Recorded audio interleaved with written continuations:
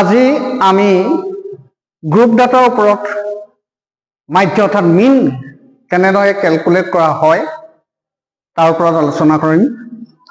এটো কৰাৰ আগতে আমি কোন কোন ক্লাছত ইউজ হয় আমি তাক এবাৰ চাওঁ যে ক্লাছ 10ত মেথমেটিক্সত আছে, 11ত আৰ্টছত, কমাৰ্চত, ইকনমিক্সত আহে আৰু সায়েন্সত মেথছত পাম আৰু 12ত এডুকেশ্যন আৰ্টছত আৰু কমাৰ্চত BMST আৰু ডিগ্ৰীত ইকনমিক্স মেজৰ আৰু এডুকেশ্যন মেজৰ আমি পাম।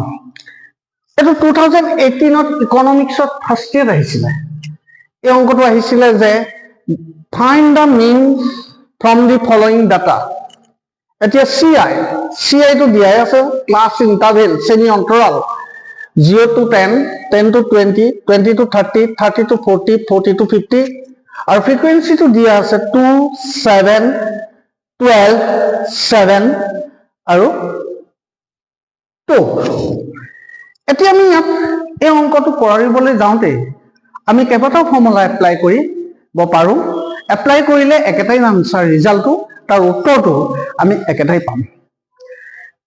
সেইকাৰণে আমি কোনটো ফৰ্মুলাত আমি সহজ পাম সেই ফৰ্মুলাটো ইউজ কৰি দিলে হৈ গ'ল।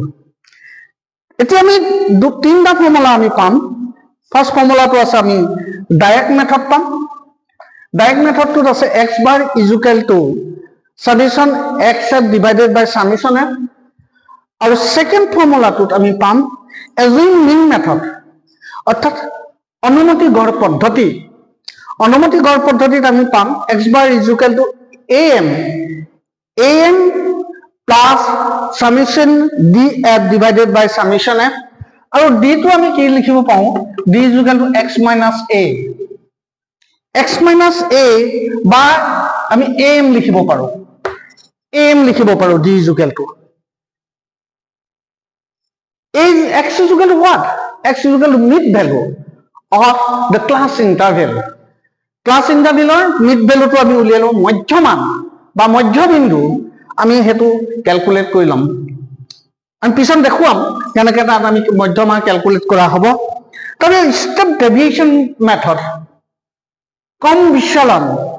কম বিচলন পদ্ধতিত x bar is equal to am plus summation x dash f divided by summation f।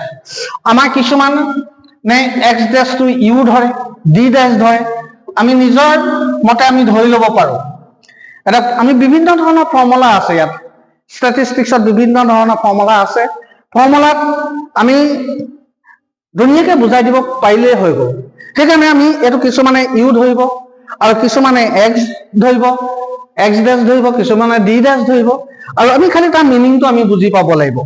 ইয়াত x dash বুলি ক'বলৈ যাওঁতে x minus am divided by I বা কিছুমানে আমি আমাৰ কিছুমানে h লিখে। এই দুটাৰ ভিতৰত আমি তেতিয়া আমি এই ফৰ্মুলাটো এপ্লাই কৰিব পাৰিম। কিন্তু এই ফৰ্মুলাটো আটাইতকৈ আমি কৰিবলৈ হলে ক্যালকুলেটৰ দৰকাৰ নাই, ক্যালকুলেটৰ প্ৰয়োজন নাই। তেতিয়াহ'লে আমি 3 নম্বৰ ফৰ্মুলাটো এপ্লাই কৰিলে আটাইতকৈ সুবিধাজনক হ'ব আৰু মই সেই কাৰণে ইয়াত 3 নম্বৰ ফৰ্মুলাটো মই এপ্লাই কৰি দেখুৱাম কেনেকৈ ধৰণে ক্যালকুলেট কৰা হয়। ঠিক আছে, আমি এতিয়া 3 নম্বৰ ফৰ্মুলাটো আমি এপ্লাই কৰো।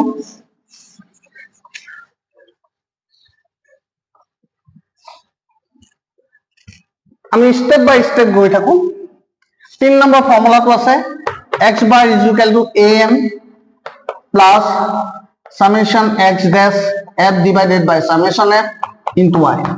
ইয়াৰ এপ্লাইটো মই দেখাই যাম ইয়াত।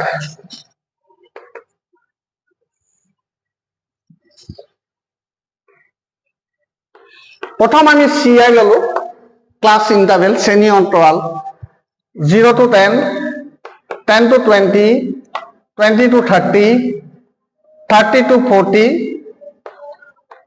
আৰু 40 to 50। তাৰ পাছত আমি কি পাম আমি চাওঁচোন। তাৰ পাছত আমি কি পাম ফ্ৰিকুৱেন্সি ফ্ৰিকুৱেঞ্চি আমি যাক এফ ধৰিম বাৰম্বাৰতা আমাৰ কিমান আছে 2 7 12 7 2 এতিয়া আমি যদি ক্যালকুলেশন কৰো 11 18 19 20 20 30 তো সামেশন এফ আমি ইয়াক n বুলিও কোৱা হয় ইকুৱেল টু 30 এতিয়া আমি x টো আমি উলিয়াম mid value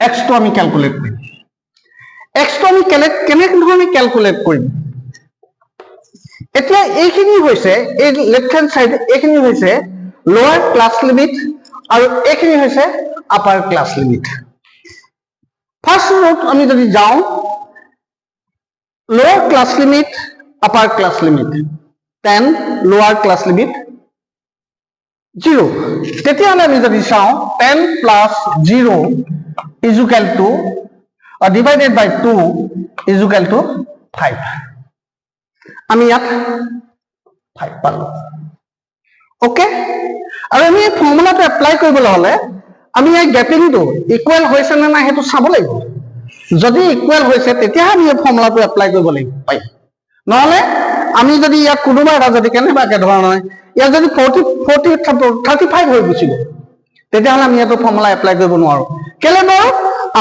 i is equal to common difference ইয়াৰ পৰা ইয়ালে কেনে ইয়াৰ common difference টো একে হৈ যাব আপোনালোকে চাব আমি চাম ইয়াত একে হৈ যাব সেকেন্ডটো আমি আহিছে সেইকাৰণে উচ্চ